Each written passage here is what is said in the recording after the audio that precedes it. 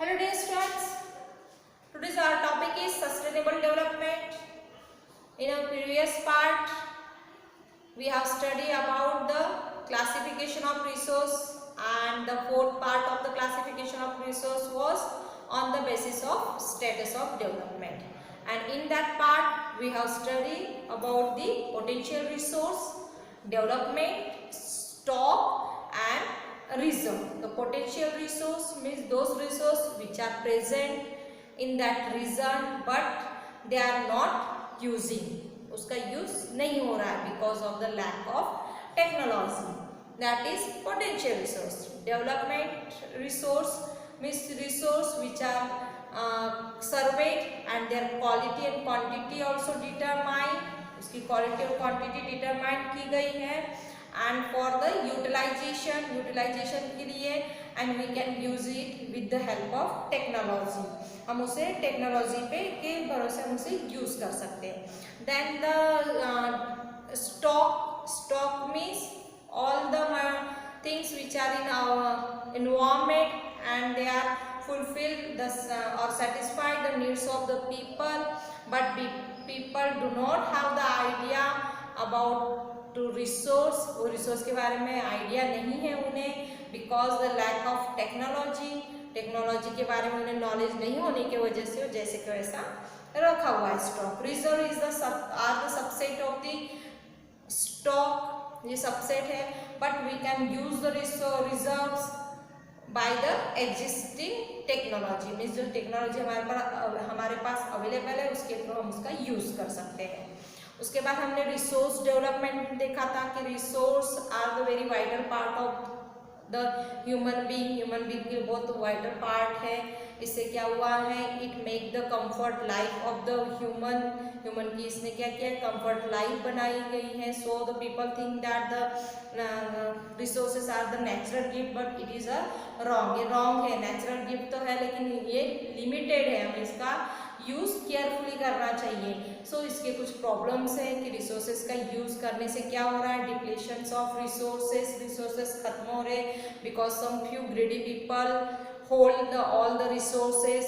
Means इसमें second point ये भी दिया गया था कि accumulation resource in a very few people hands, यानी कुछ लोगों के हाथ में रिसोर्स है. इसकी वजह से सोसाइटी में सेग्रीगेशन हो रहा है, rich and poor people. Then उसके बाद हमने ये भी देखा था कि इनडिस्क्रिमिनेशन एक्सप्लॉयटेशन हो रहा है. उसकी वजह से इकोलॉजिकली इम्बैलेंस हो रहा है इन्वायरमेंट, ग्लोबल वार्मिंग का डर है. देन उसके बाद ओजोन लेयर डिप्लीशन हो रहे हैं और इन्वायरमेंटल में पॉल्यूशन हो रहा है. ये सारे उसके ड्रॉबैक्स थे. इसके रिसोर्स डेवलपमेंट तो हो रहा है लेकिन उसकी वजह से कुछ उसके ड्रॉबैक्स भी है. फिर हमने उसमें देखा था कि सस्टेनेबल डेवलपमेंट कि सस्टेनेबल लाइफ जीने के लिए क्या हो रहा है कि हमें सस्टेनेबल डेवलपमेंट बहुत जरूरी है. तो what is the sustainable development? Sustainable development are those development which develop without damage the environment. The use of resource, we can use the resource without the damage of the environment. Means environment को बिना damage किए हम resources का use करेंगे. Means the development should take place without the damage of the environment. Environment को बिना damage किए हमें रिसोर्सेज का यूज करना है. That is called sustainable development. उसे क्या कहा जाता है, सस्टेनेबल डेवलपमेंट कहा जाता है. And development which is in present and not compromise with the future. Means future में तो ये प्रेजेंट में तो ये है लेकिन हमें इसका यूज करते समय फ्यूचर से कंप्रोमाइज नहीं करना है. ऐसे रिसोर्सेज को कहा जाता है sustainable development. What is the sustainable development? तो आपके पेज नंबर में देखिए 3 पेज नंबर में दिया गया sustainable development. Means development should take place without the damaging the environment. That is called sustainable development. What is the Rio de Janeiro earth summit? It was the International Earth Summit which was held in 1992 June and in Brazil. ये कहाँ पे हुआ था? Brazil में हुआ था। कब हुआ था? 1992। It is very important question will be asked for 3 marks. What is the Rio de Janeiro? It was the international earth summit which was held in June 1992 in Brazil, and in that summit the hundreds head of the states member, 100 head of the states के 100 जो लोग थे वो क्या हुए थे? Collect हुए थे एक जगह, meet in Rio de Janeiro in Brazil, and in that meeting they decided, or the main aim of that meeting was to addressing the environmental discussion, means जो environment addressing urgent problem of environmental protection and socio-economical development, means environmental को हमको protection कैसे करना है और social और economically development कैसे करना है, इस पे एक international earth summit बुलाई गई थी जगह जून 1992 में ब्राजील में। वहाँ पे 100 हेड्स ऑफ द स्टेट्स के आए हुए थे, and they discuss about the environmental. उन्होंने इन्वायरमेंट को protect, how we will protect the environment, हम प्रोटेक्ट को इन्वायरमेंट कैसे करेंगे, इसके ऊपर से एक assembly, and the assemble leaders sign on the क्या क्या एग्रीमेंट, एक एग्रीमेंट साइन किया गया था जो था declaration of global climate change and biological diversity. इसमें उन्होंने क्या किया था? जितने भी 100 डेलीगेट्स जमा हुए थे उन्होंने उसमें साइन किया था। इसमें साइन किया था? The assembled leaders sign the declaration on the global climatic change and biological diversity. जो ग्लोबल क्लाइमेटिक चेंज हो रहा है, बायोलॉजिकल डाइवर्सिटी हो रहा है, उसके ऊपर उन्होंने साइन किया था कि हमें उसका सॉल्यूशन किस टाइप से निकालना है। And the Rio convention adopts the global forest principle and adopted agenda 21। वहाँ पे एजेंडा 21 एक्सेप्ट किया गया था। तो ये हमारा सेकेंड पार्ट है, ये सस्टेनेबल डेवलपमेंट का एजेंडा 21। ये भी देखेंगे हम कि एजेंडा 21 में क्या हुआ था। And for achieving the sustainable development in the 21st century, और 21st सेंचुरी में क्या क्या किया था? एक जीत हासिल हुई थी उनको किसके ऊपर? सस्टेनेबल डेवलपमेंट मीन्स हमें इन्वायरमेंट को डैमेज नहीं करना है, विदाउट डैमेज इन्वायरमेंट को हमें रिसोर्सेज को यूज करना है। इसी के ऊपर रियो डे जेनेरियो अर्थ समिट हुआ था 1992 में इन ब्राजील, और वहाँ पे एड्रेस किया गया था, किसके ऊपर बुलाई गई थी मीटिंग? तो इन्वायरमेंटल जो पॉल्यूशन हो रहा है या environmental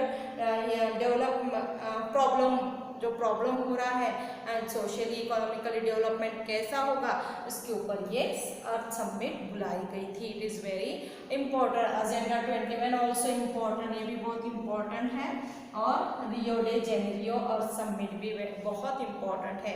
so read it carefully, आपको इसको केयरफुली पढ़ना है, एंड इट इज़ इजी है, लर्न करने की जरूरत ही नहीं है आपको, आप इसे इजीली समझकर पढ़ सकते हो।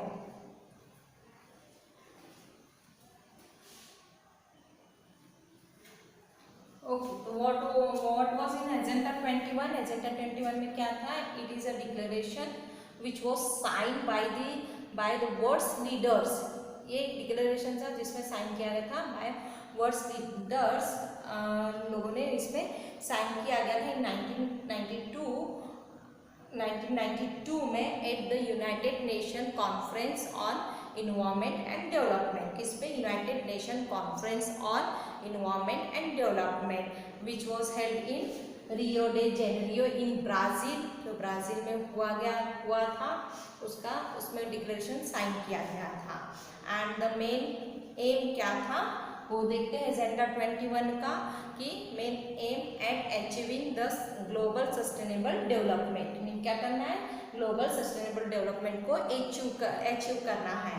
And its agenda was to combat means fight against the global, जो ग्लोबल लेवल पे क्या हो रहा है, ग्लोबल लेवल पे ग्लोबल लेवल पे जो इन्वायरमेंट डैमेज हो रहा है, जो इसका मेन एजेंडा था कि combat means fight against environment damage, poverty, diseases, इसके खिलाफ लड़ना on the through the global cooperation and common interest. And the main objective of the 21 Agenda 21 is that all the local government should draw its own Agenda 21. Okay, फिर से मैं आपको बता रही हूँ कि एजेंडा 21 में एक डिक्लेरेशन किया गया था जिसमें वर्ल्ड के जो लीडर थे उन्होंने साइन किया था और साइन किया था किस पे कि at the United nation conference on environment and development in Rio de Janeiro in Brazil. और उसका मेन एम था टू अचीविंग सस्टेनेबल डेवलपमेंट को अचीव करना. एंड देन उसके बाद उसका अनदर एम था कि कॉम्बैट मीन्स फाइट करना जो इन्वायरमेंटल डैमेज कर रहे उसके खिलाफ, पॉवर्टी के खिलाफ, देन डिसीजेस के खिलाफ. And another objective which was very important in agenda 21 that is the all the local government should draw its own agenda 21. यानी जितनी भी लोकल गवर्नमेंट है उन्होंने खुद का एजेंडा 21 को ड्रॉ करना चाहिए और उसे फॉलो करना चाहिए. मीन्स हर लोकल गवर्नमेंट में भी यही होना चाहिए कि resource the government of people use they can use the resources but without damage the environment को डैमेज किए बिना हमें रिसोर्स को यूज करना है. अभी हम देखते हैं कि बहुत से ऐसी चीज़ें आ जाती हैं मार्केट में, नई नई चीज़ें आती हैं कि जो क्या होती है इको फ्रेंडली होती है ताकि क्या हो इन्वायरमेंट को डैमेज ना हो. ओके, तो इसके बाद हम देखेंगे कि रिसोर्स प्लानिंग. अब रिसोर्स प्लानिंग क्यों जरूरी है, रिसोर्स प्लानिंग में किस टाइप की प्लानिंग की गई है ये भी हम देखेंगे.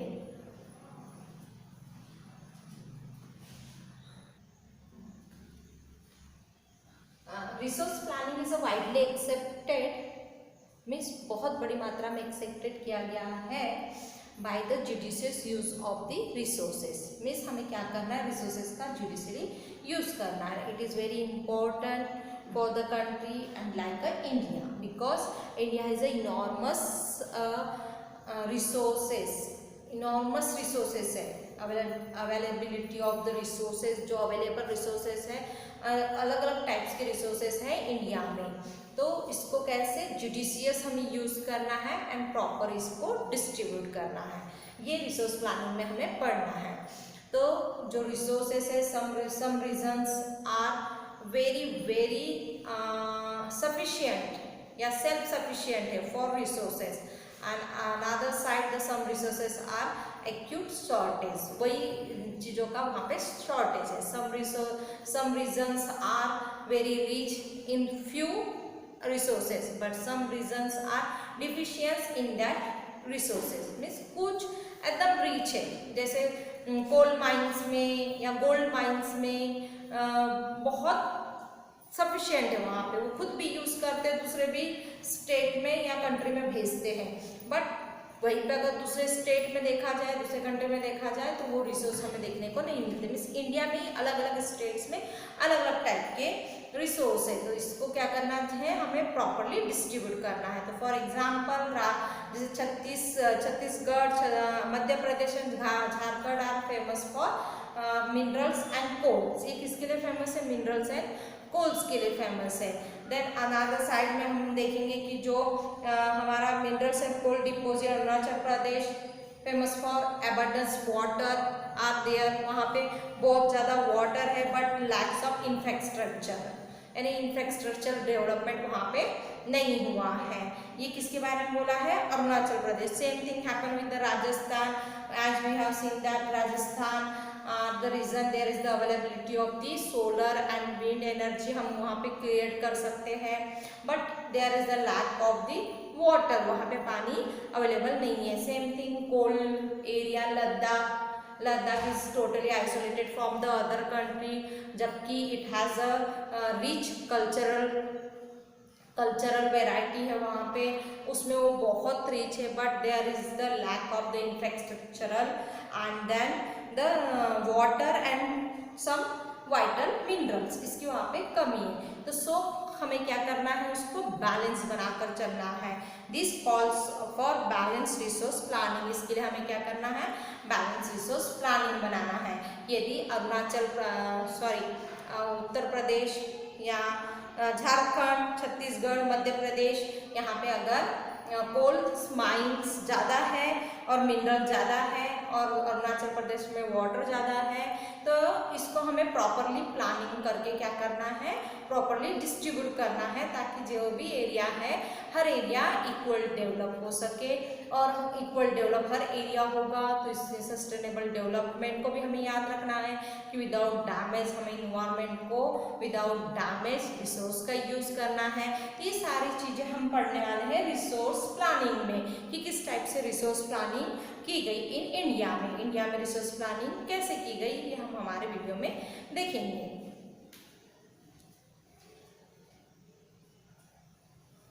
तो it is our next we will study in our next video. हम नेक्स्ट वीडियो में देखेंगे कि रिसोर्स प्लानिंग इन इंडिया में रिसोर्स प्लानिंग कैसे की गई थी।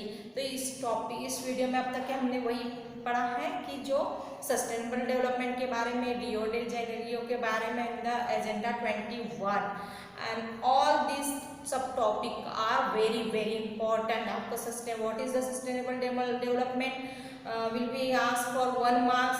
Then the Rio de Janeiro, what was the Rio de Janeiro, ये 1 मार्क्स के लिए भी पूछ सकता है और एक्सप्लेन इट 3 मार्क्स के लिए भी पूछ सकता है कि रियो डे जेनेरियो क्या है। तो it was the first international earth summit where it was held in Brazil and when in 1992। Then what was the aim of the agenda 21, agenda 21 के एम क्या था ये भी आपको पूछ सकता है। देन रिसोर्स प्लानिंग भी आपको पूछी जाती है जो हम हमारे नेक्स्ट वीडियो में पढ़ेंगे। Thank you very much.